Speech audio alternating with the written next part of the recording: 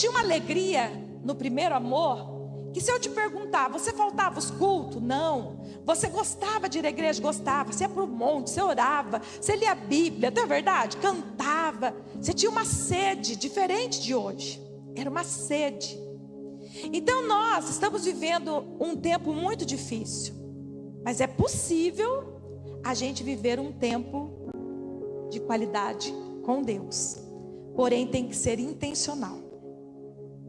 E quando esse povo está no deserto, a gente também conhece a palavra, que ali eles murmuraram. E uma coisa, gente, que era para ser 40 dias, levou 40 anos por causa da murmuração. Então eles ficaram ali, e Deus determinou que aqueles guerreiros, aqueles homens que tinham uma aliança com Deus, que eram circuncidados, os guerreiros, eles não iam entrar na terra prometida, por causa da murmuração, por causa do pecado deles. Então eles ficaram no deserto, e lá no deserto, eles tinham um maná. O maná era um alimento que vinha do céu, um alimento de Deus, um alimento para aquele povo. E sabe, amados, eu comecei a pensar sobre as nossas vidas. A gente também recebe provisão de Deus. Deus também cuida de nós. Só que Deus me chamou a atenção numa coisa.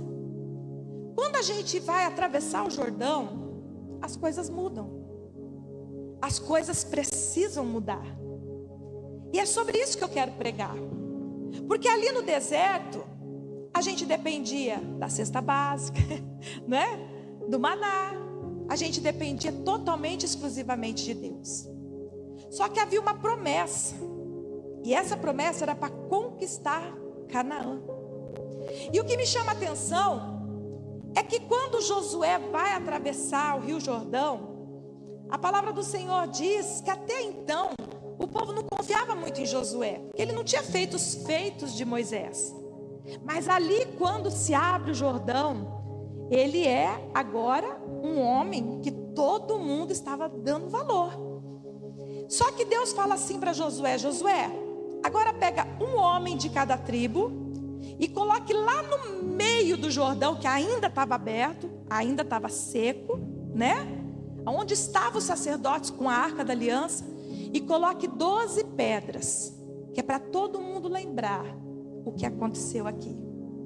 E quando os sacerdotes, eles colocaram as pedras, e os sacerdotes pisaram em terra, aquela água se fechou, e aí eles também levaram pedras para fora, e até hoje está lá, que é o memorial.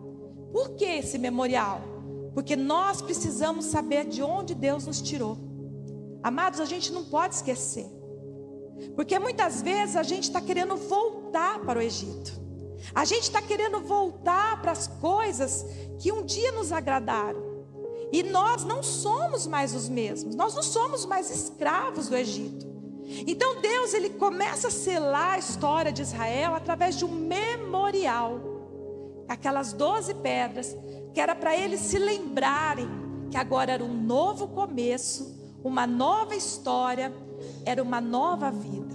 E hoje eu quero falar sobre isso, de um novo ciclo, uma nova história. Sabe, amados, quando a gente aceita Jesus, a gente aprende a depender de Deus. Mas quando a gente põe o pé na promessa, na terra prometida, isso não quer dizer que a gente já conquistou. Porque antes de conquistar Canaã, nós precisamos passar por Gilgal. Porque Gilgal é o primeiro acampamento do povo de Israel na terra prometida. Ali era uma base militar, dali saíram os guerreiros para lutar. Ali aconteceu aliança, ali aconteceu muitas coisas. E se a gente for estudar a Bíblia, em Gilgal era onde tinha escola de profeta, era onde Saul desobedeceu a Deus, sacrificando no lugar de Samuel, é onde Saul foi ungido a rei. Ali Eliseu aprendeu na escola de profetas tudo que aprendeu. Então Gilgal era um lugar muito especial. Mas eu estou falando do início de Gilgal, como tudo começou. Então Deus manda eles montarem um acampamento ali. Então a primeira coisa que Deus fala: agora tem que ter um memorial. para vocês se esquecerem de onde vocês foram tirados. A gente não pode esquecer de onde Deus nos tirou. Jamais, a gente não pode. E quando eles têm esse memorial, aí Deus vira para Josué e fala assim: Josué, agora é o seguinte, você vai fazer a primeira Páscoa aqui em Gilgal. Amados, quando se deu a oferta de trigos e eles comeram, cessou o maná. Então veja bem, é uma história nova, é um novo ciclo. Acabou a cesta básica, acabou a dependência, agora tem que produzir, agora tem que fazer, e Deus vai honrar. Agora não adianta mais ficar sentado esperando: ai, Deus não me ama, Deus não está mais abençoando eu, ai, Deus não está fazendo isso. Não, agora Ele quer que você trabalhe, que você faça, para que Ele possa te abençoar. Agora entenda uma coisa, tudo isso estava acontecendo. Agora você imagina, acordava o povo cedo, acostumado só pegar o maná, gente, e comer. Agora eles falavam: meu Deus, agora nós temos que semear para colher. Agora nós temos que fazer a comida. Agora nós temos. Aí tem aquele mais ou menos desviado que fala: ué, mas não falou que aqui era uma terra que manava leite e mel?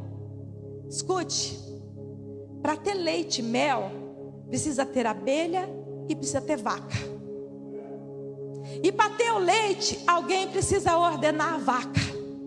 Alguém precisa trabalhar.